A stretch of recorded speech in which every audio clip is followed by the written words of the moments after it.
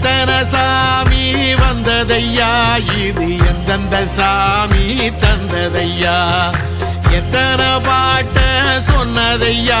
அத சுத்துற பூமி கண்டதையா அடிச்சு வீசும் காத்துலையும் அந்த தகப்பனாச சுத்துதையா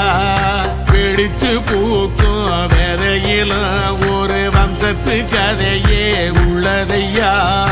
100 தலைமுறை சேர்ந்து சதுக்குன ஈர நலம் இது பாறையா